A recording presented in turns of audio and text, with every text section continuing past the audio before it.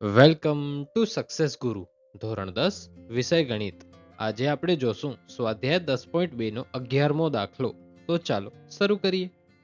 સૌથી પહેલા દાખલાની રકમ વાંચીએ. સાબિત કરો કે વર્તુળને પરિગત સમાંતર બાજુ ચતુષ્કોણ સમબાજુ ચતુષ્કોણ છે. આ દાખલો માર્ચ 2020માં બોર્ડ એક્ઝામમાં પૂછાયેલો છે, માટે ખૂબ જ ઇમ્પોર્ટન્ટ રહેશે. તો ચાલો હવે જવાબ જોઈએ. તો સૌથી પહેલા તો લખવાનું, અહીં ABCD એ વર્તુળને પરિગત સમાંતર બાજુ ચતુષ્કોણ છે, જેની બાજુઓ AB, BC, CD અને DA વર્તુળને અનુક્રમે P, Q, R અને S માં સ્પર્શે છે. હવે આપણે પ્રમેય 10.2 યાદ કરીએ. તો પ્રમેય 10.2 મુજબ વર્તુળની બહારના ભાગમાં આવેલ કોઈ એક બિંદુમાંથી દોરેલ સ્પર્શકો સમાન હોય. આપણે જાણીએ છીએ, વર્તુળની બહાર કોઈ બિંદુ આવેલું હોય તો તેમાંથી બે સ્પર્શકો નીકળે છે અને એ બે સ્પર્શકો સમાન હોય છે. તો અહીં સૌથી પહેલા એ બિંદુથી શરૂ કરીએ. એ વર્તુળની બહાર આવેલું એક બિંદુ છે. તેમાંથી કયા કયા સ્પર્શક નીકળશે? AP અને AS. તો લખવાનું AP બરાબર AS. આ આપણું પેલું પરિણામ થશે. હવે B આપણી બહારનું બિંદુ છે, તો કયા કયા સ્પર્શકો બનશે? BP અને BQ. તો લખવાનું BP બરાબર BQ. આ આપણું બીજું પરિણામ થશે. હવે C વર્તુળની બહારનું બિંદુ છે, તો કયા કયા સ્પર્શકો બનશે? CR અને CQ. તો લખવાનું CR બરાબર CQ. આ આપણું ત્રીજું પરિણામ થશે. હવે D વર્તુળની બહારનું બિંદુ છે, તો કયા કયા સ્પર્શકો થશે? DR અને DS. તો લખવાનું DR બરાબર DS. હવે તમને થતું હશે કે આટલું તો આપણે દાખલા નંબર 8માં ગણ્યું હતું, તો દાખલા નંબર 8 તો અહીં આખો ગણવાનો છે, પણ એના પછી પણ આપણે સમબાજુ ચતુષ્કોણ છે તે સાબિત કરવાનું છે. તો હવે પરિણામ 1, 2, 3 અને 4 નો સરવાળો કરીએ. તો સૌથી પહેલા તો લખવાનું પરિણામ 1, 2, 3 અને 4 નો સરવાળો કરતા ડાબી સાઈડ નો સરવાળો થશે, એટલે કે AP વત્તા BP વત્તા CR વત્તા DR એવી રીતે થશે.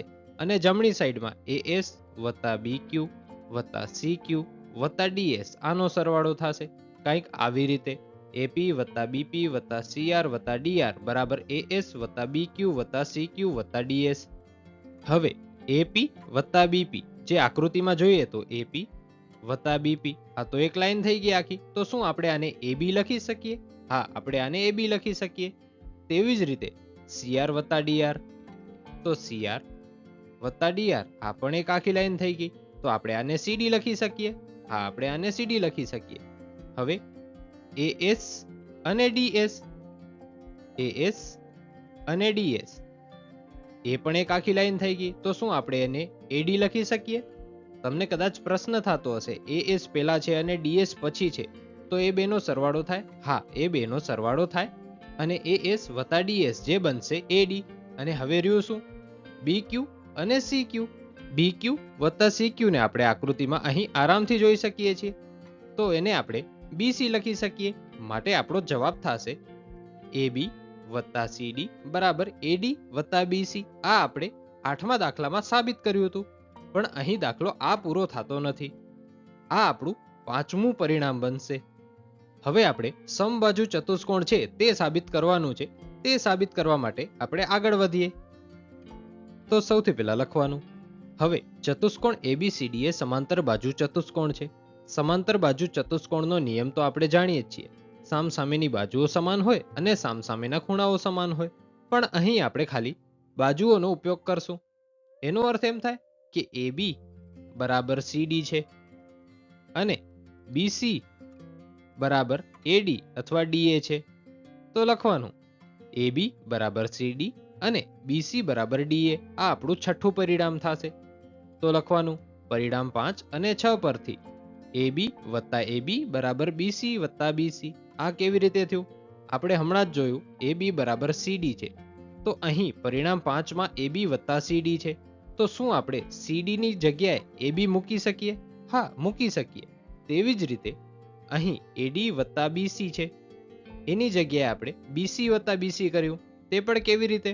BC બરાબર DA આપણે અહીં જોયું, માટે આપણે અહીં BC વત્તા BC પણ લખી શકીએ. તો AB વત્તા AB કરીએ તો મળે 2AB અને BC વત્તા BC કરીએ તો મળે 2BC. તો લખવાનું 2AB બરાબર 2BC.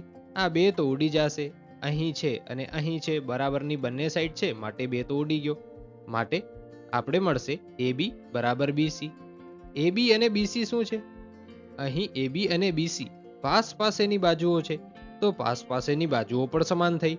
આ સમાંતર બાજુ ચતુષ્કોણ છે, એમાં સામસામેની બાજુઓ સમાન હોય, પણ અહીં તો આપણે જોયું કે પાસ પાસેની બાજુઓ પણ સમાન થઈ.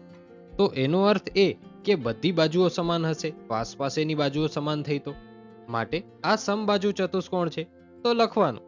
આથી સમાંતર બાજુ ચતુષ્કોણ ABCD ની પાસ પાસેની બાજુઓ સમાન હોવાથી તે સમબાજુ ચતુષ્કોણ છે. આજનો આ દાખલો અહીં પૂરો થાય છે. Thanks for watching.